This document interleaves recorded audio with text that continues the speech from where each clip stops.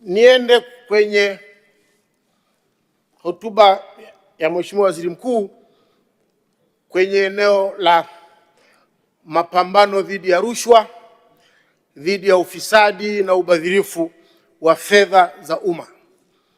Ukurasa wa 91, Mheshimiwa Waziri Mkuu ameripoti TAKUKURU ameweza kusaidia kuokoa bilioni 60 na milioni 331. Lakini Mheshimiwa Mwenyekiti, to be sincere,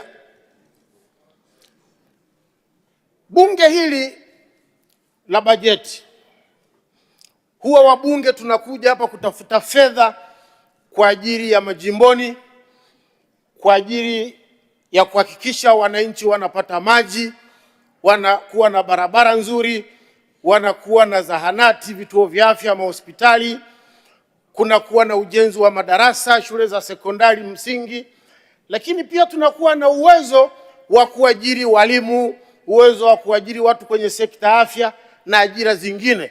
Yote haya yanategemea serikali kuwa na fedha. Tunafanya kazi nzuri, TRA wanakusanya mapato mazuri, lakini pia Mheshimiwa Rais kwa ajili ya miundombinu mikubwa anakopa fedha ili tuwe na miradi ya kuwasaidia Watanzania. Na bunge hili, Mheshimiwa Mwenyekiti, kila wizara inaleta hapa bajeti yake ya makadirio ya mapato na matumizi. Kwa hiyo bajeti ina sura mbili, ina sura ya mapato, ina sura ya matumizi.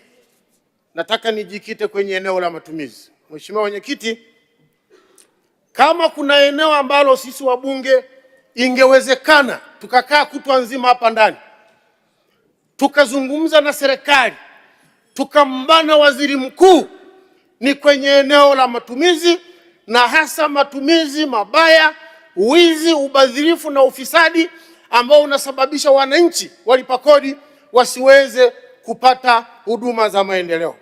Mheshimiwa Mwenyekiti na waheshimiwa wabunge, naomba niwakumbushe kidogo tu waheshimiwa wabunge, muone namna ambavyo hizi fedha zinavyochotwa kwenye masandarusi, zingine si wanabebea kwenye madiaba na marumbesa, fedha nyingi.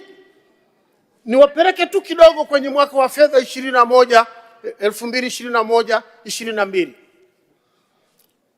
CAG alitoa ripoti yake kwenye mamlaka tu za serikali za mitaa, eneo moja tu ambako mafisadi walichota bilioni 637 milioni 550. Waheshimiwa wabunge, unajua fedha hizi zikitamkwa tu kwamba CAG amebaini kuna ubadhirifu, tusipofanya hata vihesabu vidogo vidogo hatuwezi tukajua ni kiwango gani haya mafisadi yamekuwa na nguvu. Kwa mfano, ukienda kwenye hizo bilioni, tungeweza kununua pawatira kwa ajili ya wakulima ya horsepower 8 yenye majembe yote kwa milioni 7. Tuna majimbo 222. Na kama pawatira moja ingekuwa na wakulima 5, kila jimbo hapa nchini lingekuwa na pawatira 2,050. Kwa hiyo kila mbunge hapa ungekuwa na wakulima 2,050 wenye pawatira. Lakini kwenye afya, zahanati moja serikali tunajenga kwa milioni 90 yenye vifaa. Tuna majimbo 222. Kwa fedha hizo tu, kila jimbo hapa, kila mbunge angekuwa na zahanati 32. Kwenye elimu, kwa fedha hizo, darasa moja tunalijenga kwa milioni 25. Tuna majimbo 222. Kila mbunge hapa jimboni kwake angekuwa na madarasa 115, na inawezekana ungekosa hata mahali pa kuyajenga. Kwenye maji, tunakadiria kisima kimoja, hata kwenye mambo ya uchimbaji, casing na nini, miamba na nini, kati ya milioni 15 mpaka 25. Ukichukua milioni 20, tuna majimbo 222. Kila mbunge hapa jimboni kwake angekuwa na visima 144 vya maji na kutatua tatizo la maji.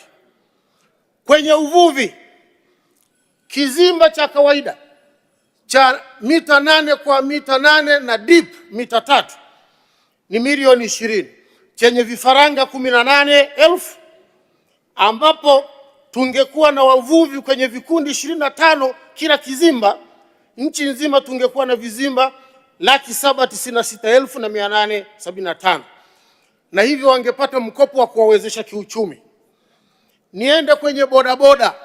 Bodaboda moja King Lion inaweza kununuliwa kwa milioni 3. Tuna majimbo 222. Kila jimbo lingepata pikipiki 957. Na kama pikipiki moja ingekuwa na kikundi cha watu wawili, kila jimbo lingekuwa na wenye bodaboda 1914. Lakini kwa fedha hizo hizo, sikukuu ya mwaka mpya, tuko wa Tanzania milioni 64. Kila Mtanzania kakiwemo na katoto kangepata shilingi 10,000 kwa ajili ya sikukuu ya mwaka mpya. Mheshimiwa Mwenyekiti, Mheshimiwa Waziri Mkuu, siku ile unateuliwa hapa ulianza vizuri. Nilikuona unatoa hotuba yako pale, nitapambana na wazembe, nitapambana na wabadhirifu, nitapambana na mafisadi. Nikasema chuma hicho kinaingia. Baadaye umeenda kwenye tume ya maadili, ukasema wajaribu kufanya kila wawezavyo tujue watu wanaotuibia fedha. Nikasema chuma hicho, songa mbele mtani wangu. Lakini sasa sikusikii humu ndani kwenye hotuba, hujipambanui kupambana na haya majamaa. Kama tumeweza kurudisha bilioni 60, Mheshimiwa Waziri Mkuu, hizi fedha zetu wamechukua. Kwa nini hizi fedha wasirudishe? Mwibara hatuna maji, Mwibara barabara mbovu, wavuvi hawana vizimba, hatuna vituo vya afya vya kutosha. Unashindwa nini? Tutaamini kitu kimoja tu, Mheshimiwa Waziri Mkuu.